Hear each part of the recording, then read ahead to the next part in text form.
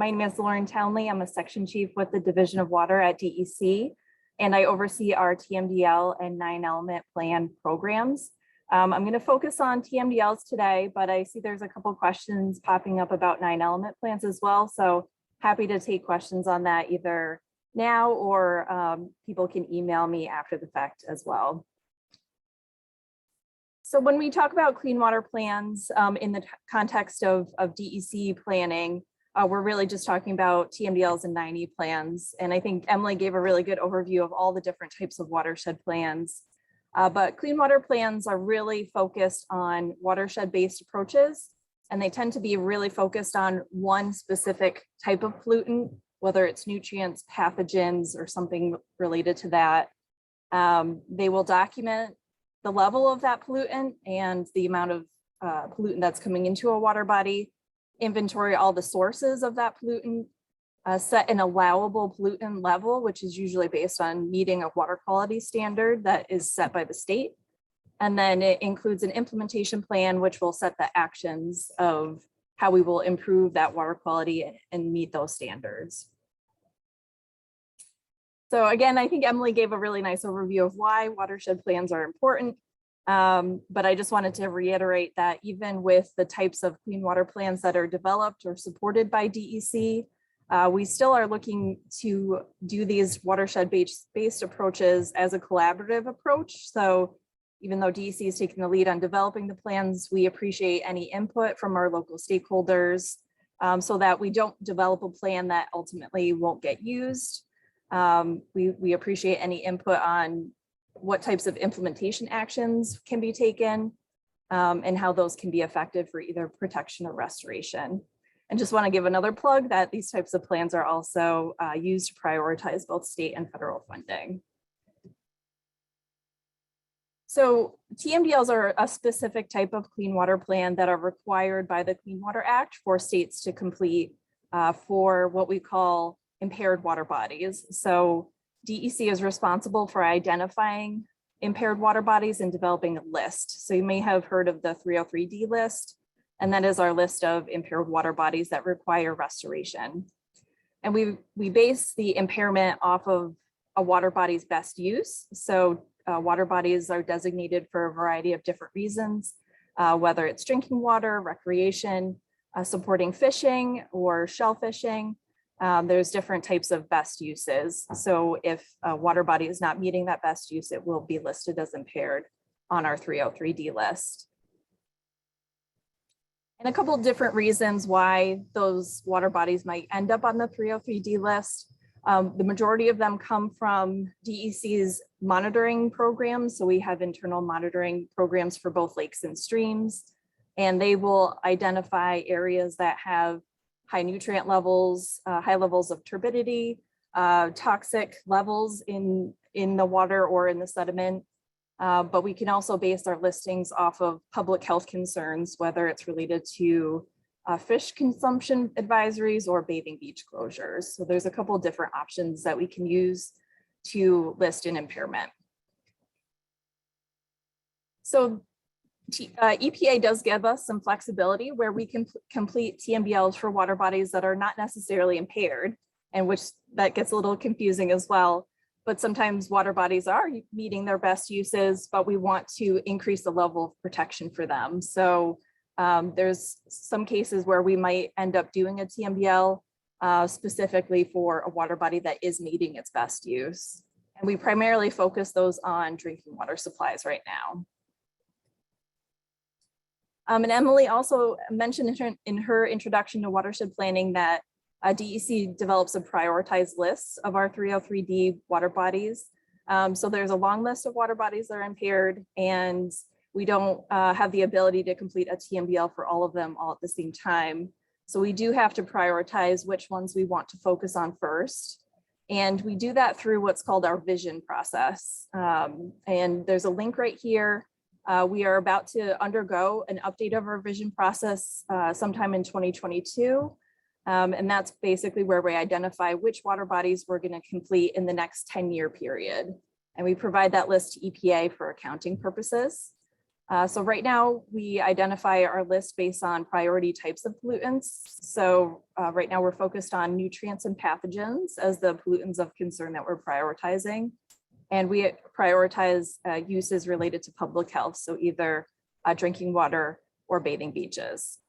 And then we score and rank all of our water bodies on the 303D list for consideration of a TMDL. So ultimately, what does a TMDL actually mean? So it's really just a calculation where we use models. We identify the maximum amount of a pollutant that can enter a water body and still meet water quality standards or guidance values. And then we divide that overall amount amongst different sources. So ultimately, it's split between point sources through a waste load allocation. So that's all of our regulated facilities. And then the rest of the allocation is assigned to non-regulated entities under the non-point source category, which is considered the load allocation. And we also include a margin of safety because there is some uncertainty with our modeling. Not all models are perfect. And so we have to account for a margin of safety. It's usually at least 10%, where that allows for some flexibility in terms of where we're achieving those load reductions from.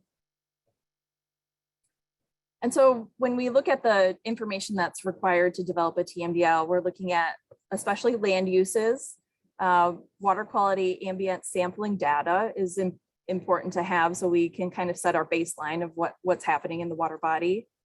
We look at the number of wastewater treatment plants and the size, and also try to account for on-site septic systems. We look at rainfall data, which is really important in terms of estimating pollution from runoff events.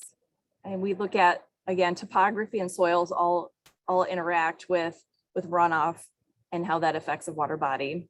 And then we look at either the lake or the tributary characteristics, which could also influence the water quality. And once we pull all that information together, we are able to distribute those loads among the different sources. So this is just an example pie chart. There usually is a pie chart of some sort in any of our TMDLs or other clean water plans, where we're estimating how much load is coming from each sector. And then once we pull together that information, we can identify areas where we need to focus implementation. And this can be achieved through either our regulatory programs for the waste load allocation that involves DEC modifying existing permits. And then we try to incentivize implementation of non-point sources where it's all voluntary implementation, but there's a required reduction for a non-point source. So with that, we prioritize funding under a couple of different of our programs and work with entities through outreach mechanisms. So working with either farmers or municipalities to reduce those non-point sources. And so just a couple of examples of ways that we can reduce pollution that we generally recommend in all of our watershed type plans. Expanding sewered areas to areas that are not currently sewered if it's feasible. Implementing agricultural BMPs. Looking at urban areas as well to reduce stormwater runoff through green infrastructure installations. Looking at repairing septic systems in areas where sewering is not feasible or is too expensive, making sure that those septic systems are functioning properly. Installing water body buffers is a really popular option that we try to promote as much as possible, whether it's in an urban or an agricultural setting. Planting vegetation along water bodies makes a great difference in terms of water quality. And then working with regulated facilities to reduce point source discharges as well. And again, there's a long list of funding programs that are available to implement these types of practices.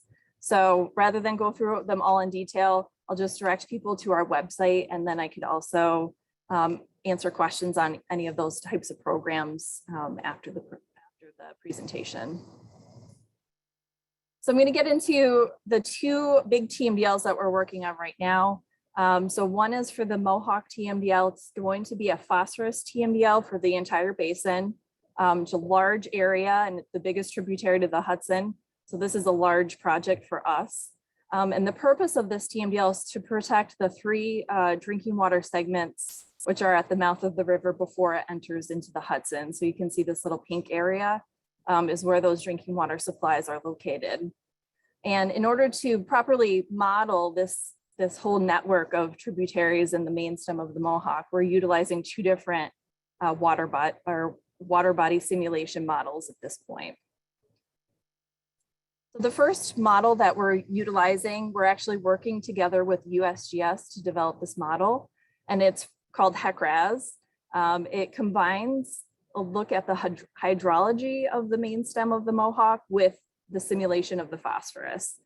And this was necessary for the Mohawk because the Mohawk is a very channelized and controlled system through the Erie Canal. So there's quite a number of man-made structures, whether it's bridges, weirs, control structures that all affect how phosphorus moves throughout the system. And so we needed to have a pretty sophisticated model to consider, how that phosphorus is moving throughout the 129 river miles. So this model is complete. We are just awaiting the final report from USGS at this point. And then we're utilizing what's called SWOT. It's a landside model, and I'll go through the different layers in a minute, but it incorporates all the list of these data layers together where we try to simulate the amount of phosphorus that's coming from the whole watershed into the main stem of the river. So we're looking at digital elevation, land cover. We split up the watershed into predefined sub-watersheds. We're looking at slope soils, weather information. It includes septics, and then point source discharges to the tributaries. So we're looking at, in HECRAS, we're looking at the bigger wastewater treatment plants that discharge to the main stem, but then there's a list of other smaller wastewater treatment plants that discharge to the tributaries of the Mohawk.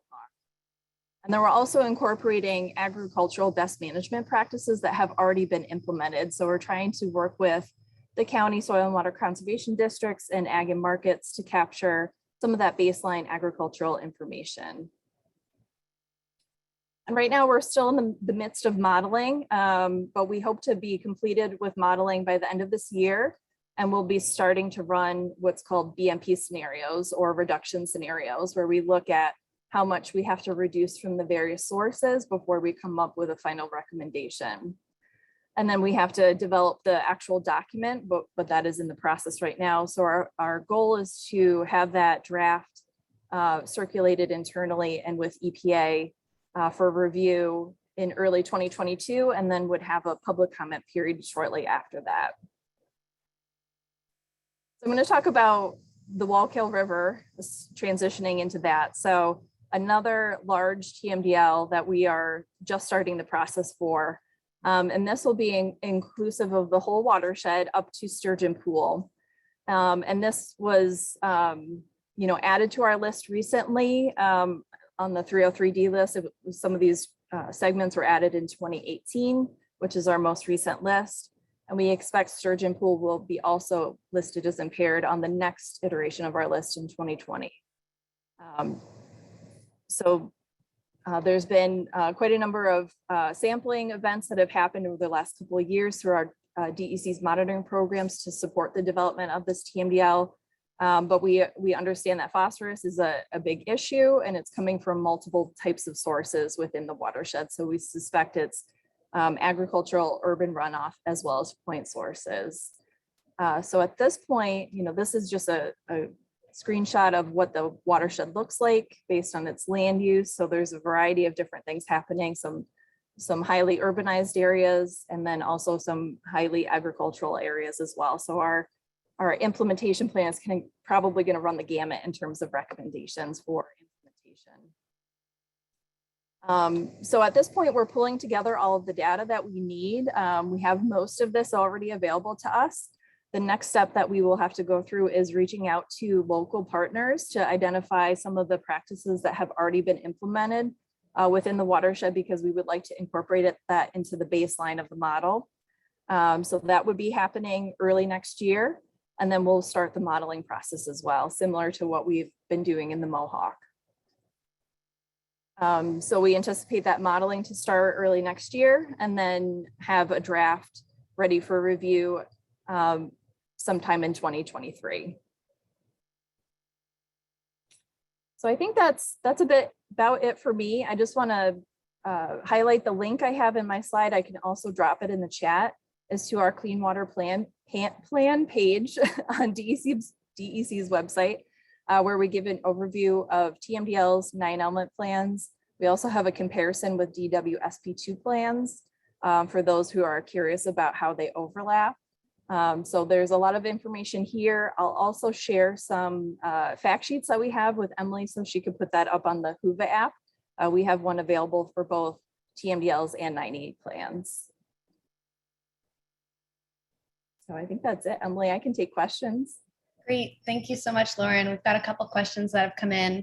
Are non-bathing water bodies that people play in considered a priority? Not, so it would depend on, in terms of, are they a priority for, I guess, for pathogens or something related to that. They probably would not get listed as impaired based on, I mentioned that bathing beach closures can be used for impairment status, and we wouldn't be able to do that for a non-regulated bathing beach. But if the water body is exceeding our fecal coliform standards for bacteria, then it could get listed as impaired. Okay, great, thank you. Are current 303D listed impaired water bodies ever reevaluated, removed from the list, or do they have that designation changed?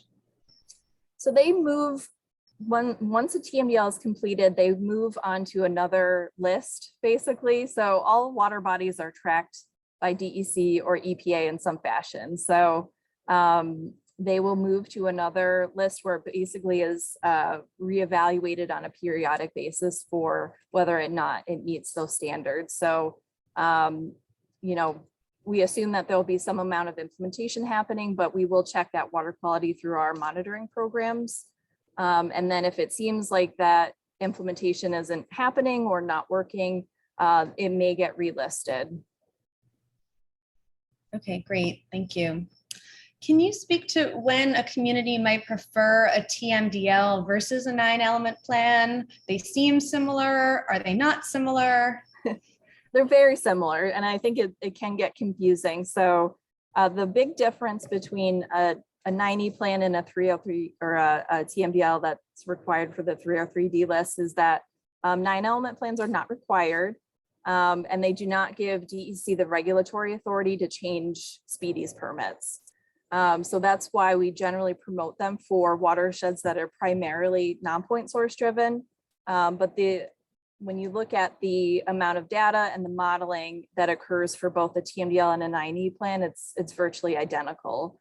And there's some benefits to a 9E plan in that it's generally locally driven. So it's a local stakeholder group would actually develop the plan.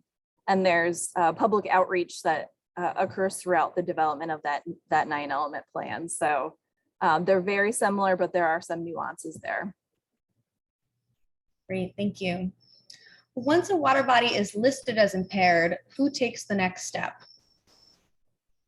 So once it's listed as impaired, then it would be DEC's responsibility to develop a Tmdl. So we would incorporate that water body onto the list, and then it would go through our vision process. So we would prioritize it based on, you know, all the things that I mentioned in that slide. So ultimately, it is DEC's responsibility to do some sort of restoration action for that water body.